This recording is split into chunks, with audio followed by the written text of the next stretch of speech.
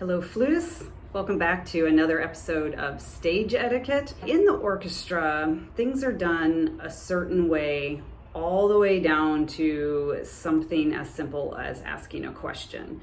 And there's a hierarchy in orchestra where the conductor is at the top with the most authority.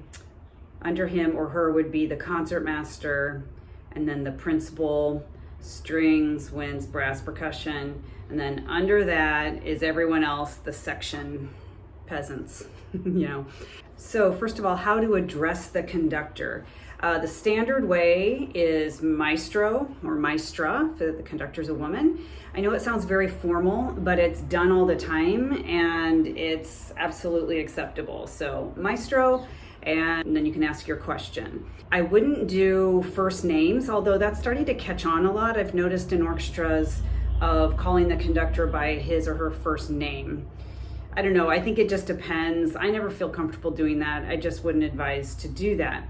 And although weirdly, there hasn't been a middle ground of calling the conductor by Mr. or Miss and their last name. I've never heard that. Mr. Anderson or something, you don't hear that either. So it's either like maestro or the general, most safest, best way to get the attention of the conductor to ask a question is just to say question, and then the attention will be given to you to ask your question. That's the best way. Just say question, and because I know saying maestro sometimes feels a little too formal.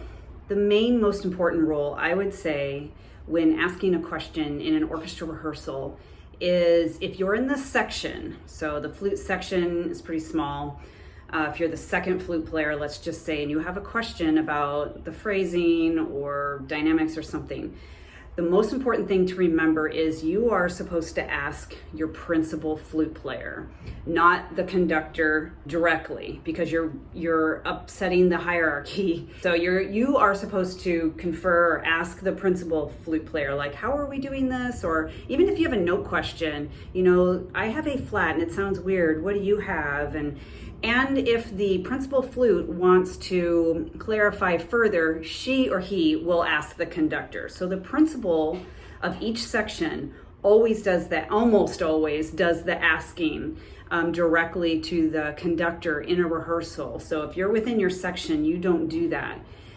If you're a piccolo player, and I'll cover this in just a minute, it's a little different depending on the piece you're playing, because sometimes you can be your own section. So like if you observe the string section in front of you, all the string sections in front of you, you would never see in the violins, like 4 stands back, somebody asking directly to the conductor a question. Or if that does happen, it's considered very bad form, and it's kind of like, I can't believe she asked the question.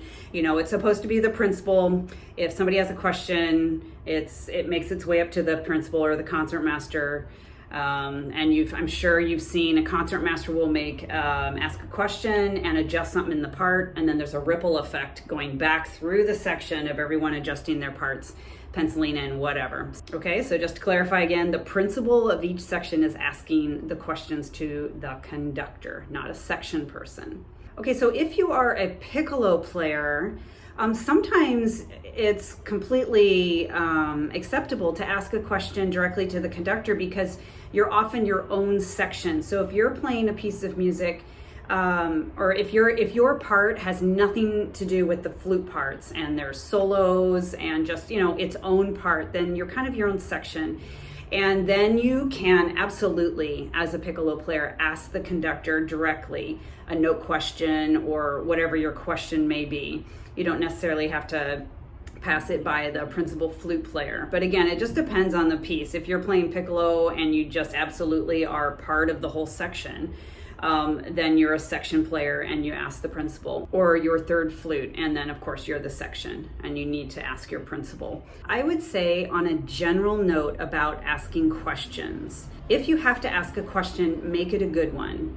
And also, if it's a question that you can figure out on your own, go home and listen to a recording. If it's just a note question and you're able to figure that out on your own, do that. You don't need to waste everybody's time in the orchestra to ask a question that you can solve yourself. This is getting a little into my own personal pet peeves, but I would advise not to ask questions like, what's my dynamic at measure 120? You know, unless it truly is going to change the whole sound of the piece. Your dynamic, just make your own musical decision about your dynamic, and the conductor will let you know if it needs to be adjusted, or if he or she needs to correct your dynamic. If you're too loud, he'll let you know. But that's a very common question from the string sections, especially. I don't know why, but they're always asking about what their dynamic should be on something like a Beethoven symphony, which I would imagine they've played hundreds of times. So I don't know why that is, but just don't do that. Or don't do something like, again, this, I see this all the time in the string section, is, are we gonna do, asking a question, are we gonna retard into measure 30 when we just played the piece? We naturally retarded into measure 30, for example. So yes, or just watch the conductor. I don't know why a lot of people feel the need to ask that question. Maybe you need to write it in there for your own trigger warning or something. But if in the rehearsal we did something, write it in. You don't need to ask, are we going to do this, when we just did it.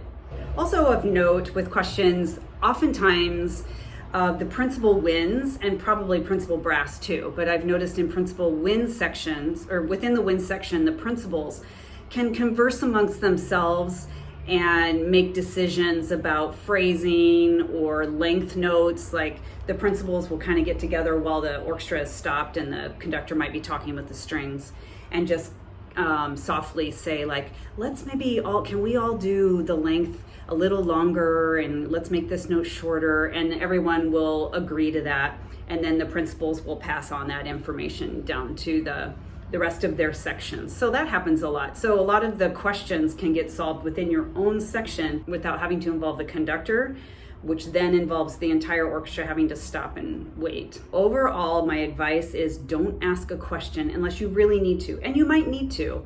And then of course, if you're a section person, ask your principal, and then that principal will ask the conductor, or you can always go up to the conductor during break.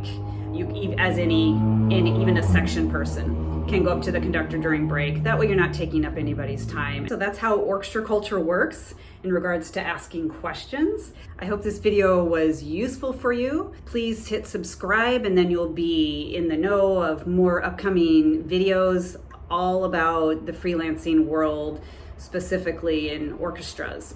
Also, feel free to leave a comment. If you want me to cover anything specifically, I'd be happy to do that. Thanks for watching.